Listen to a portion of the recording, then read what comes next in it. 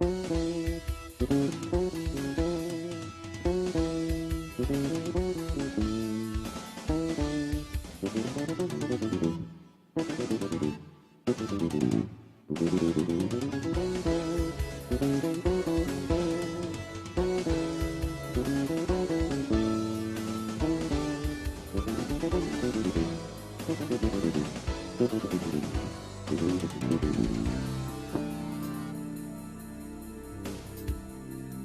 finally decided to, go back to Carvin, and I asked Mark Kissel, told him, well, you wanted to make a Bunny Brunel bass, I'm ready now, so let's do it.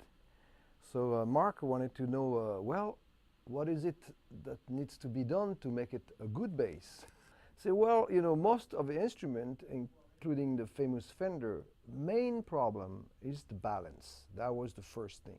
The balance is terrible. That's why I designed an instrument that is perfectly balanced. I like to have the strap on the front because it makes it tighter and twist it a little bit. But the balance works even with without this. I'm going to stand up and show you that, if you put the bass like that, it stays like that. If you put it totally vertical, it stays vertical. It's like, then you can play it like a piano. No problem. It's just enough to hold the instrument. I see people, doing that, holding, the thing was always the neck falls down, all the pushing here, and everybody's got a different way of trying to, cope with the lack of, design in most instruments. So, and also, I like to be able to go, if I'm playing a scale right here, if I want to play it here, I want to be able to use the same fingering. I don't want to have to do some kind of weird, it has to be the same, So I made the opening really low that it doesn't bother, and even if you go that way, it's not touching here. On my Fender, I took a hacksaw and sawed the thing off, and with a rasp. I was playing a long time with not even painted like that, you could see the wood through it, because I wanted to be able to play like that. And also, I like to have two octaves. I like to play a melody. I like the sound of the sweetness of.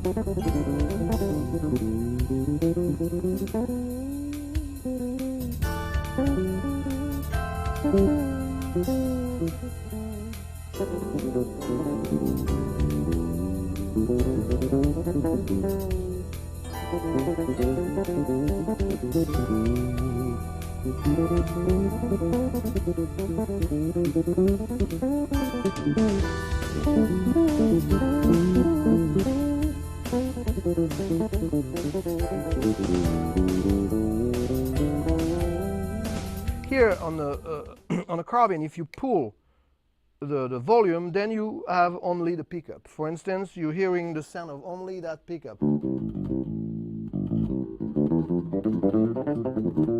mean the sound.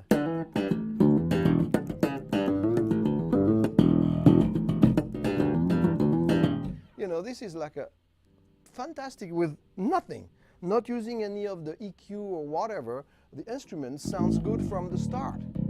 So if you plug this instrument on any amplifier, you have a lot of chance that it's going to sound good. And especially recording, I love it. Each time I go to do some sessions, usually the engineer, if it's not used to a Carvin before I start playing, you say, wow, what a good bass. They love it. They don't have to do anything.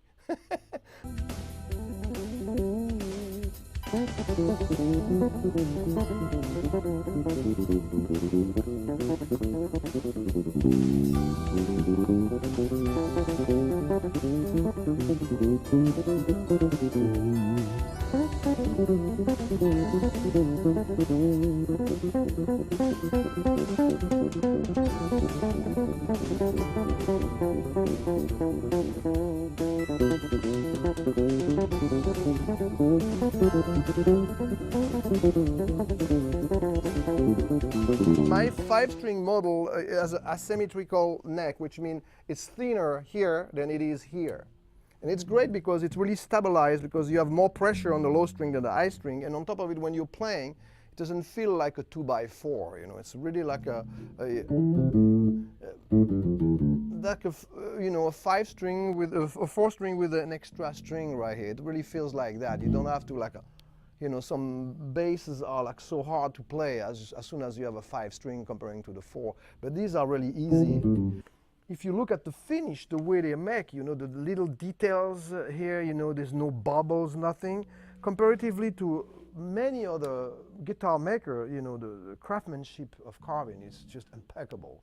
There is no way somebody would criticize anything on it. It's made perfectly.